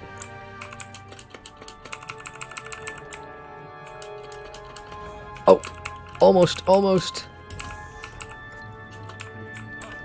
You gotta be kidding me. How am I get? Ah, there we go. Alright, let's see what we get. Right side of the screen. So that's 2 pieces of rare identified gear, and then you got volatile magic. How many chests are in each of these colored rooms? You get 2. Maximum 2 chests, so there's going to be 1 more in here somewhere. So let's go find that. What was that? Tiger Tail has just subscribed to the YouTube channel. Thank you, Tiger Tail. who's probably not watching this right now because I'm not streaming on YouTube, I'm streaming on Twitch. But hopefully when you see it when I import this over. Okay, so I'm heading in the right direction. Alright, so it's somewhere here, second chest. No, somewhere here. There you go. Come on, give me a serpentite jewel. You can never No, have but too much two more treasure. rare pieces, which is great because I'm having a little collection down here.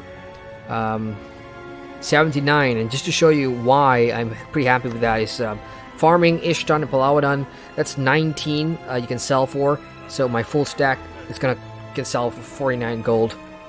Prices are dropping. I've noticed that ever since the start of the year. Ooh, we gotta kill this thing because this guy is gonna drop the next room's plate. I don't see it because I did not hit on it fast enough. So yeah, that's how it works. Once we're in this room, the objective is to kill the guy and pick up the next plate, which is going to be a different color. So, and because there's 3 of us here, 4 of us here, I think I'm going to have to kill him 4 or 5 times just to make sure. I don't know if it's a first come first serve or not. But the thing is, every time when I do this, I've always been alone in the room, so as soon as he comes back, I'm gonna have to look around for a plate. Every man for himself. And that's how amazing I am. Plate, plate, plate, plate, plate. No plate, but that person running away probably got it, because that's the only reason why you run away. You picked up the plate. So this kind of sucks. But that's the nature of the game. We've just finished the meta, and I think a lot of people are kind of like me in the Aussie Oceanic time zone. We've done both the metas, and we've got the plates, and now we want to get in and get the jewels. This part is really easy. You just 2 phases of this boss fight. Get him down to 50%, he disappears, you kill all his little minions, and then he comes back up. Speed on him again. Nice. Very nice. Plate, plate, plate, plate. Come on, give me the plate. Wow, nobody got a plate. Please do not tell me this is bugged, because that will piss me off. So this is the 3rd time now we're killing him, and what do I mean by plates? Remember that purple shield that you saw on my back? Well, he drops the next color for me to get out of this room and head to the next room. So that's what this is all about. The thing is, when killing him solo, he always drops a plate, but because there's so many players in the room, I have no idea how many times I'm gonna have to kill him to find a plate. And even then, is it first come first serve? So let him spawn back up. I feel strong. I have an idea of where the plate drops from, because like where I'm standing usually is where it drops. Plate, plate, plate, plate.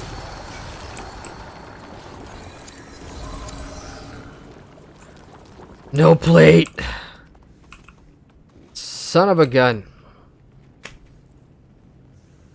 Somebody in game says it's buggy. Well, fucking woohoo. Only drops for 1 person at a time.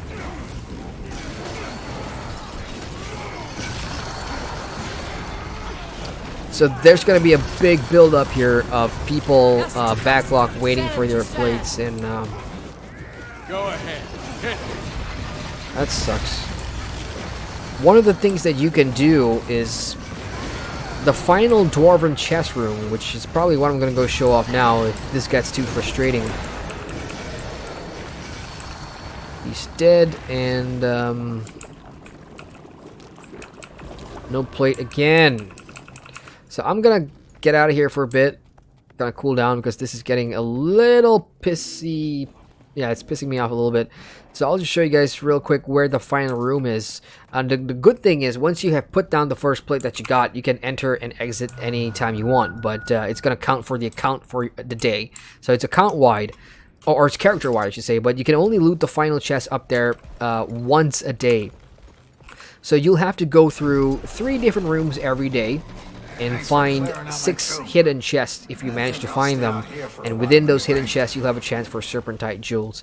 And it all leads to the final green room, which is what I'm heading to. That is the final room that you'll have to get to. So you'll crawl through 3 different rooms, pick up 3 different colors. All of them eventually leads here. So in this room itself, there's going to be a final chest that is going to give you a guaranteed 3 Serpentine Jewel drops for you to craft your Dragon's Blood weapons for the collection and just general to keep. And here they are. These are the ones. Exquisite Serpentine Jewels. Not only are they used for the weapons, they're used for the armor as well if you want to craft those, diviner stat weapons. So what can happen if that happens to you at the bottom there? If you get bugged out like that, what then? What do? You can call out for a Mesmer who has access to this room to port you in, and you can loot the chest, provided you haven't looted it that day. The problem with doing that is that you will miss out on all the other hidden chests. These things. Finding the hidden chests in all the other rooms that you never got to because the first one was bugged. So that is how you're going to go in. That's the green room. That's the final room. Keep that in mind. Good to have company around here. And then you've got the blue room. This is probably... Yeah, my favorite was the one where there's a jumping puzzle involved. Oh, look, somebody in here has got a portal into this room where you can look for the next plate or whatever. I wonder if I should go in, but if I go in, I can't go out because I don't have the plate down there, so there's not much you can do about that. So let's go back down and let's check the status of the purple room and let's see if the queues died down somewhat. Nope, nope, nope. More people going in. Fantastic. So, let's check it in chat some more. Rug says, I did not hit on it fast enough. I did not know you were into something like that. Well, I like hitting on monsters for the experience points and the loot, so I think we all do. Black says, it is probably a bug. Seems very contrary to Gilbert Stew's philosophy for it to not drop for everyone. Yeah, that's kind of true. I mean, I don't know. This episode, just like last episode, has had a bunch of bugs. Specifically, stuff like this, and then the Deldrimor Fort one where you gotta get rid of people out of the branded crystals. That seems to be a buggy as heck as well. So, I mean, it's not perfect. A lot of games, will launch with bugs like these, which kind of sucks. Oh, so this person has now come up with the red plate. So I'm gonna go in and see. It's like entering a bank, right? Please take a number. Please have a receipt. You are number 2 in queue. No, you are number 5 in queue. Be patient, and we'll attend to you shortly. Thank you. This guy got the plate. He got the red plate. Ah! Bring it on. Go ahead. If I was getting like currency for farming this guy, I wouldn't mind it too much. So 50%, he disappears. Let's kill all his lobies. I could do this all day, by the way, because I have to stay up until 4 a.m. my time to catch the Elder Scrolls Alliance reveal stream. Ooh, come on, plate. Son of a bitch. Who got it this time? That guy? Great. You are now number 4 in queue. Have a nice day. Ah, here comes another player. Go ahead. Hit me. This is probably just button mashing.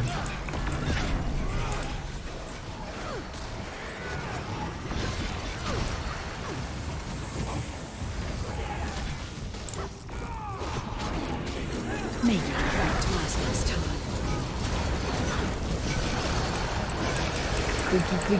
Clicky. Where's the platey? Well, I'm gonna try and click the damn thing then.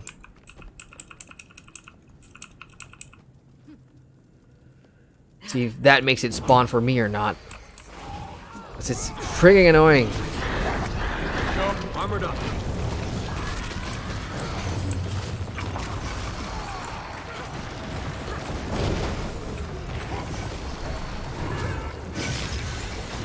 beginning to feel like Black Desert Online, where you kill the same monsters like thousands of times. I'm not just bashing on BDO for the sake of it.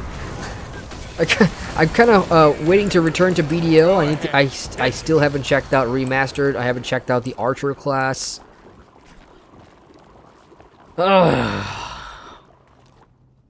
You are now number 3 in queue.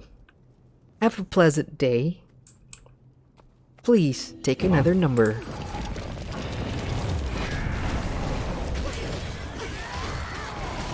I hope there's... I'm just gonna back off a little bit and see if there's a queue in there, see if anybody else is coming in. I would love to kill this thing solo and just get the plate and just dash out of here. So it looks like it doesn't drop at the same spots.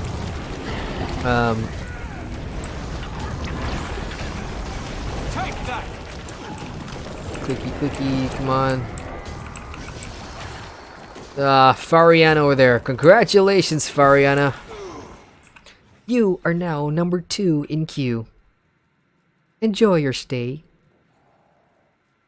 It's down to you and me, Alina. Let's tango. It's like a game of musical chair. Except the winners get out early. Oh my god. Well, as soon as Alina... I'm sure Alina's gonna get the next one. And then it's just me. And there's no way I am not walking out of here without that plate.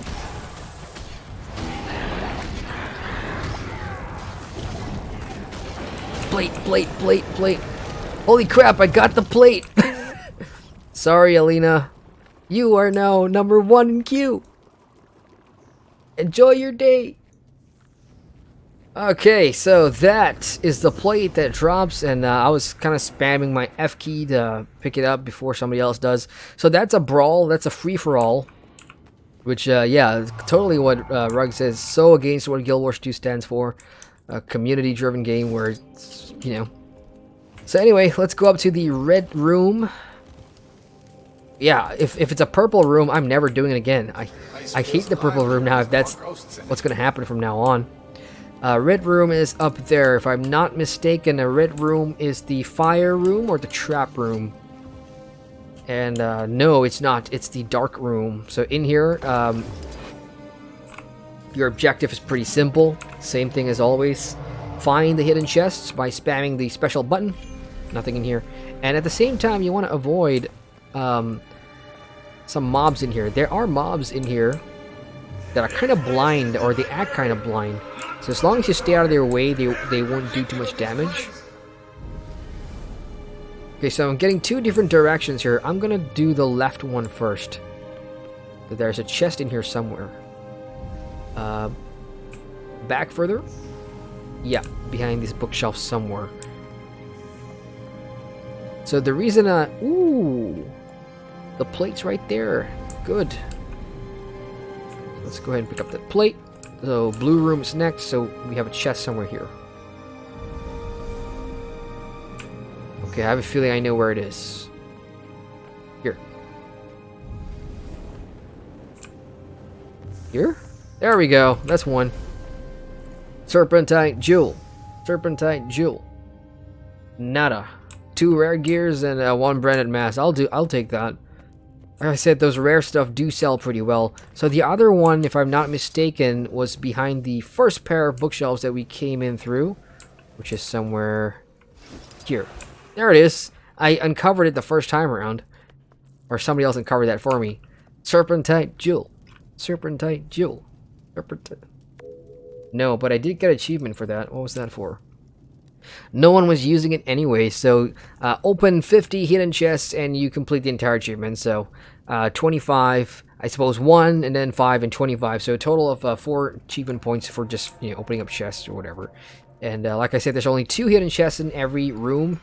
So once you know you've got 2, it's safe to get out. Now the thing is, people accidentally, or the first time they come in here, they pick up the wall torch and they go around, thinking that it's gonna be dark or whatever. That simply wakes up the mobs in there, so you don't need it. Okay, blue room, right here. This should be the trap room, or the fire jumping room. I forget already. Let's put that down, let's teleport in, and let's see what it is. It is the jumping puzzle fire room thing. Okay, good.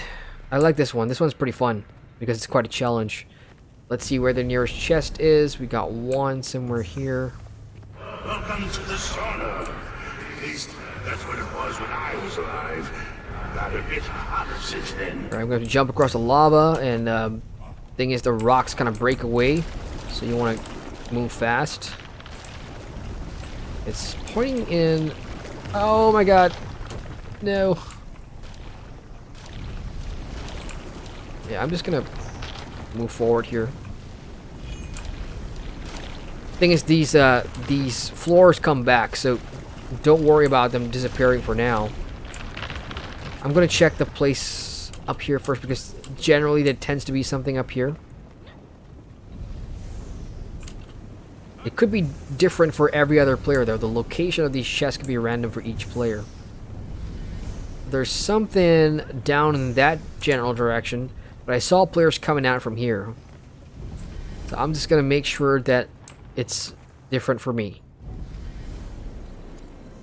No, actually, it's pointing me in this direction too.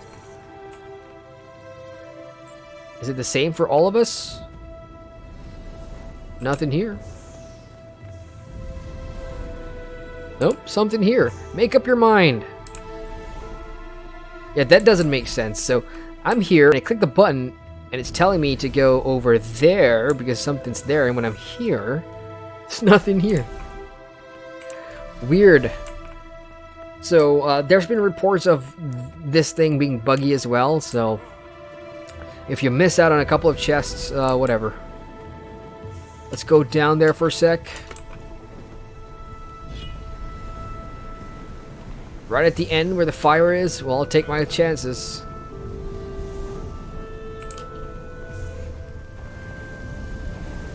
Nope. Oh shit, that thing can kill you. That's what we're jumping on top from. Move! It's suicide. No, so it's on the wall or it's up there somewhere, so I've done what I thought it would be, or I've gone to where I thought it would be and it's not there, so only one thing left to do. Let's go up, shall we? So yeah, the floor does come back, so don't worry about the floor dropping and all that stuff. Let me just check this general area, see if there's anything pointing. Nope, so it's up there somewhere. So the first chest I found in here was actually on this bridge itself. But it could be anywhere, really. So let's go ahead and jump across. Start scanning the area. It's still pointing me to where I just came from, which is unfortunate. It could be right at the top of the other corner on one of these platforms. You shy about a little skin showing? Oh, hang on.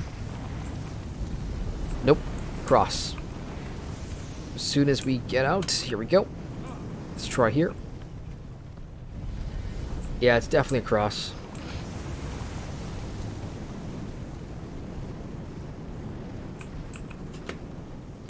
Somewhere here. No, further forward. Somewhere here.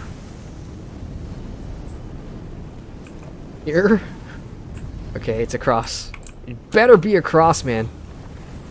There we go. So that's one. Serpentite Jewel. Serpentite Jewel. Nope. But that is a daily that you can get as well. Open 5 treasure chests, and that's going to give you more branded mass, obviously. So that's one hidden chest. Now, there is another one, and this one's borked because it's telling me to go through a wall, which I cannot go through. So, yeah, you will have some issues like that where it's just buggy as hell. So, unfortunately, nothing we can do about that. I'm going to have to take one chest from this room and move on. Too bad. This part can be pretty annoying. These fans will blow you off the platform and onto the other one, so you just make sure that you're moving whenever it stops. It can be pretty tricky because it stops all of a sudden. You want to keep your eyes on the fans there. Done.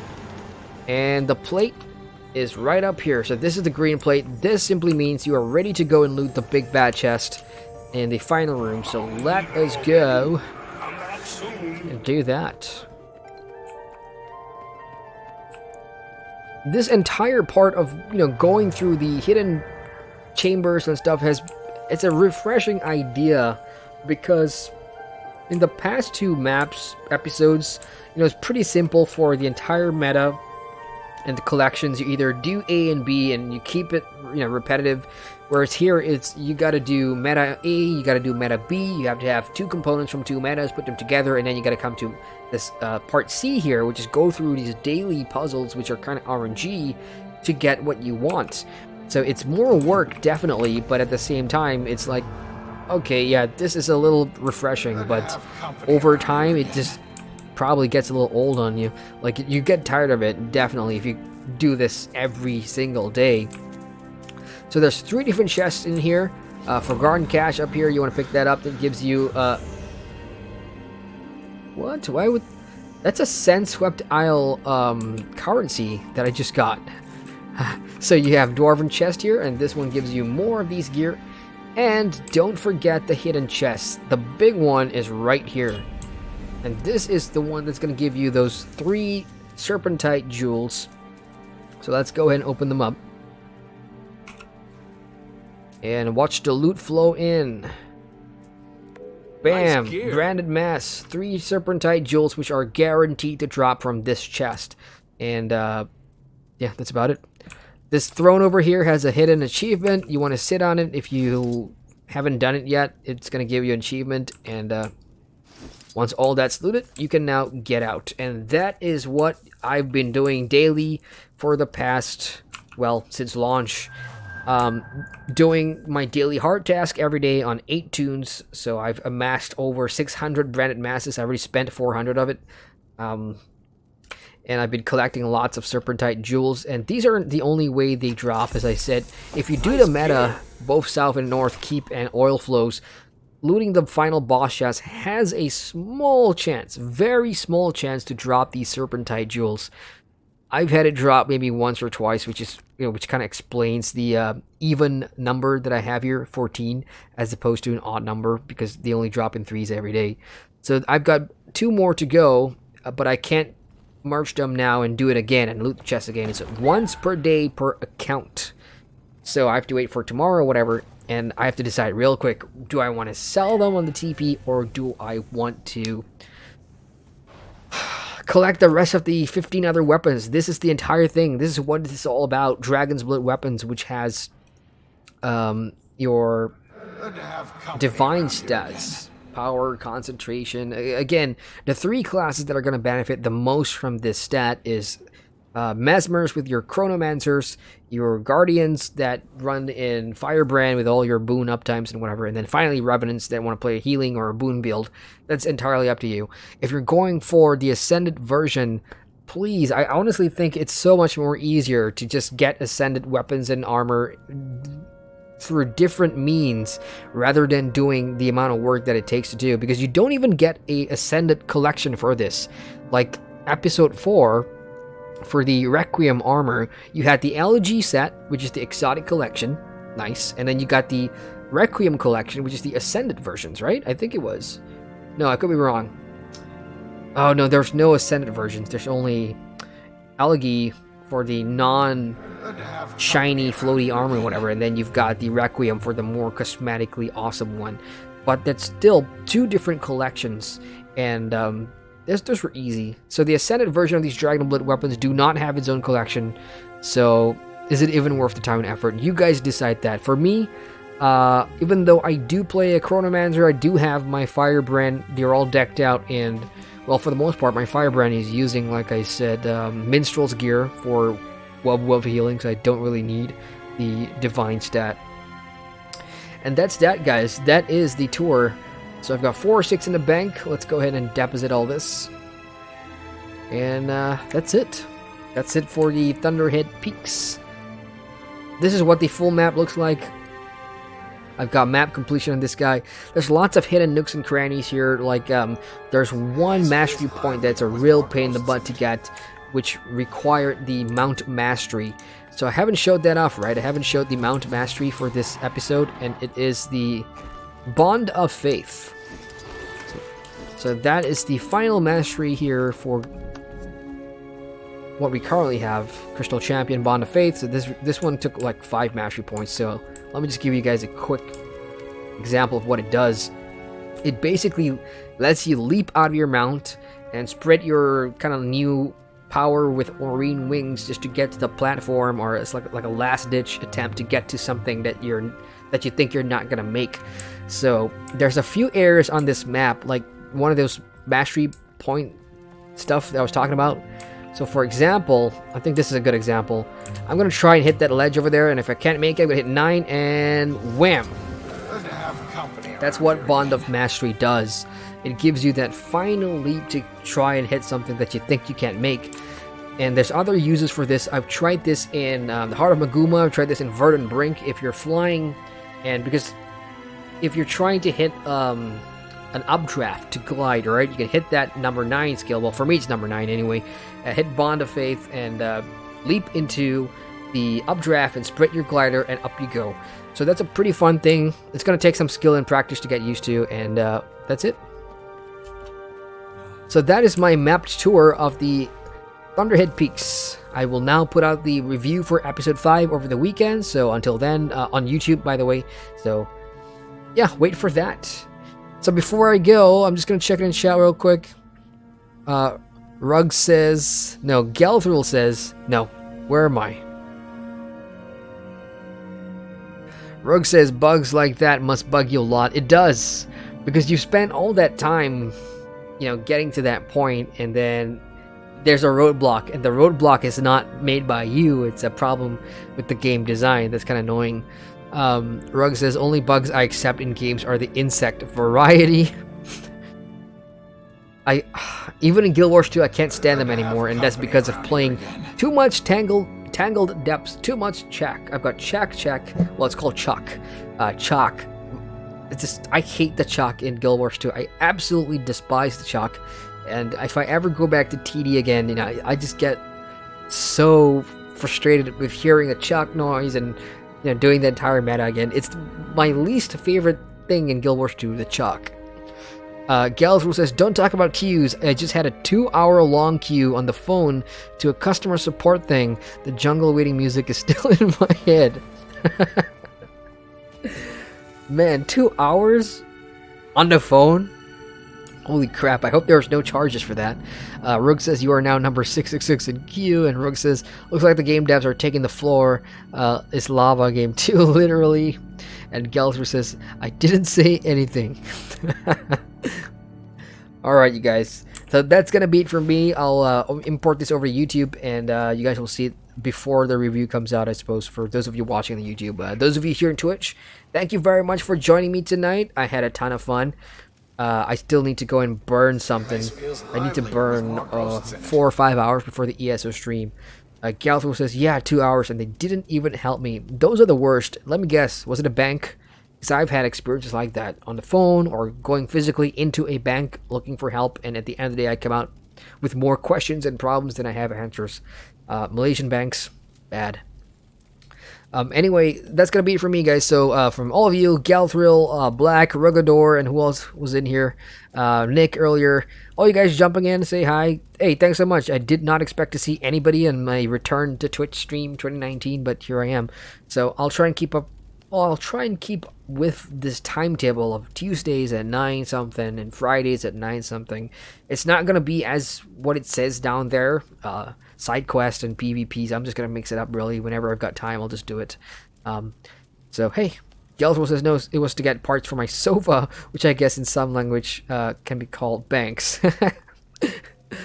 Well, that's just funny. 2 hours on the phone for a sofa or replacement part. Why don't you just go out to the shop and just get those replacements part? Unless the sofa shop versus where you are is pretty far, then I can understand that. But yeah, hey, who knows? All right, guys, that's it for me. Again, thank you so much for stopping by. Those of you in the EU, have a good tea time break or whatever, and I'll see you guys soon.